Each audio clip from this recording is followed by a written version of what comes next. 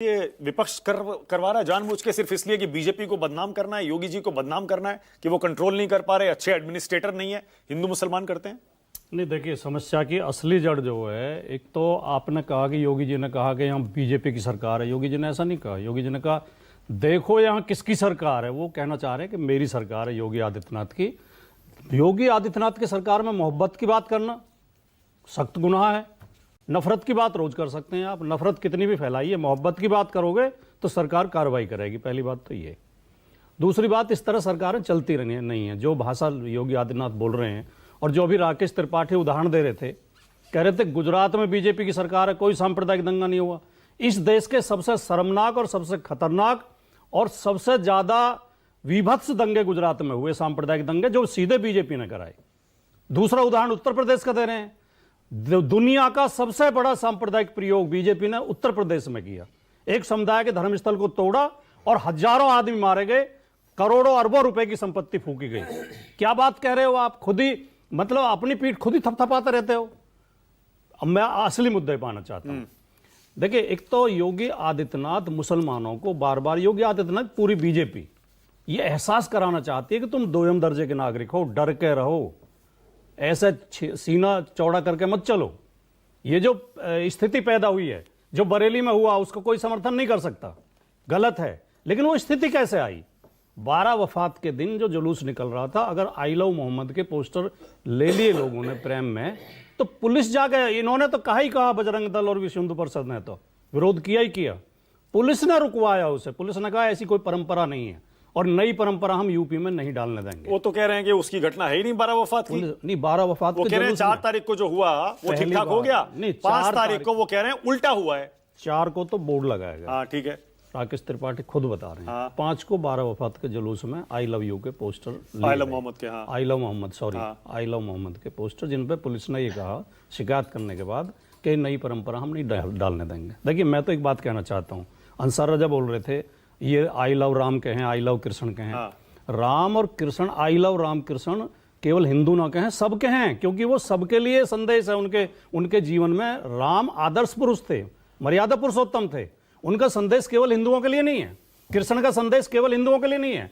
ऐसी मोहम्मद साहब का संदेश केवल मुसलमानों के लिए नहीं है, पूरी इंसानियत के लिए है। और मैं तो खुल के कहना चाहता हूं आपके चैनल पे, मैं मोहम्मद साहब से बड़ा महापुरुष किसी को नहीं मानता। क्योंकि जो महापुरुष हुए, या तो वो धर्म संस्थापक हुए, या वो शासक हुए, योद्धा हुए, और या वो समाज सुधारक हुए। मोहम्मद साहब अकेले ऐसे व्यक्ति हैं जो धर्म संस्थापक भी हैं, जो समाज सुधारक भी हैं, और जो शासक भी हैं। सबसे बड़े दूसरा उदाहरण मुझे बता दें कोई? सबसे बड़े दूसरा उदाहरण कोई सबसे बड़े?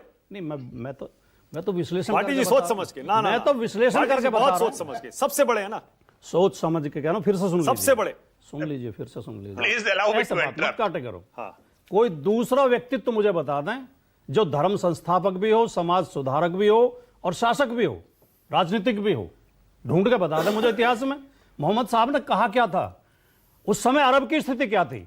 नशा करते थे लोग। मोहम्मद साहब ने कहा नशा मत करो, मूर्ति पूजा मत करो, बेटियों को मत मारो, बेटियों को पैदा होते ही मार देते थे, जुआ मत खेलो, ब्याज पे पैसे मत दो, विधवाओं से वैश्यावृत्ति मत कराओ, उनके साथ विवाह करो, उन्हें घर में दर्जा दो पत्नी का। आप विवादित ये धर्म प्रचार की अनुमति दे रहे हैं क्या? एक सेकंड, आपको कौन सा एक सेकंड में आप ही को मौका दे रहा हूँ। एक सेकंड रुकिए, एक सेकंड राकेश त्रिपाठी, 1 सेकंड में आप ही को मौका दे रहा हूँ। एक सेकंड रुक जाइए, एक सेकंड, मैं स्पष्टता चाह रहा हूँ, एक स्पष्टीकरण चाह रहा हूँ। एक सेकंड बंद करिए राकेश, एक सेकंड आपके पास आ रहा हूँ, 1 मिनट जरा।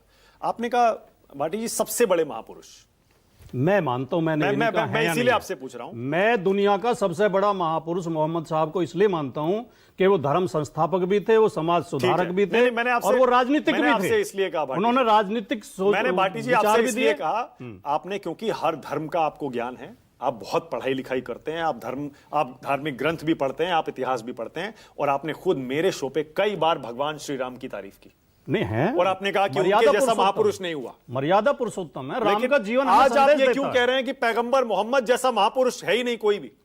वो जो है, तीनों खूबियां उनके अंदर हैं। वो धर्म संस्थापक भी हैं, वो समाज सुधारक भी हैं। राम ने समाज सुधार का कोई संदेश नहीं दिया हमें। राम ने मर्यादाएं स्थापित की, परिवार की मर्यादा, पिता की आज्ञा का पालन करके वन को चले गए। भाई के साथ कैसा व्यवहार किया जाए, पत्नी के साथ कैसा व्यवहार किया जाए। राम ने यह भी सिखाया कि शत्रु के साथ कैसा व्यवहार किया जाए। रावण के साथ भी उनका व्यवहार अमर्यादित नहीं है। मृत्यु सैया पे पड़े रावण से भी लक्ष्मण को भेजते हैं कि इनसे शिक्षा लेके आओ, इनसे राजनीति की बातें सीख के आओ, ये विद्वान व्यक्ति है। लेकिन जब और जो बीजेपी का जो प्रयोग है, बीजेपी जो ये प्रयोग करना चाहती है, अगर आई लव मोहम्मद के पोस्टर न रोके गए होते तो बरेली का प्रदर्शन न हुआ होता। बरेली का प्रदर्शन गलत है, मैं मानता हूं। मैं इस संदर्भ में जावेद अख्तर की एक नज्म पढ़ के अपनी बात खत्म करना चाहता हूं, बहुत संक्षेप में। देखिए, और इसे समझने की जरूरत है। किसी का हुक्म है, इस गुलसिता में बस एक रंग के फूल होंगे। कुछ अफसर होंगे जो ये तय करेंगे गुलिस्ता किस तरह बनना है कल का।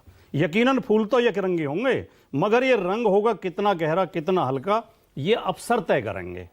किसी को ये कोई कैसे बताए, गुलिस्ता में कहीं भी फूल एकरंगी नहीं होते, कभी हो ही नहीं सकते कि हर एक रंग में छिपकर बहुत से रंग रहते हैं।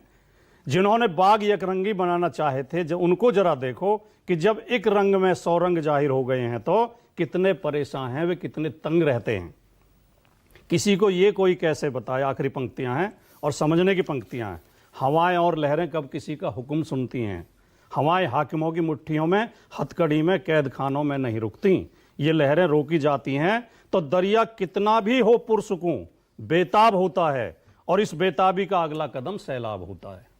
शासन जब जब जनभावनाओं पर रोक लगाता है, रोकने की कोशिश करता है। Okay Rakesh Tripathi, alright, okay.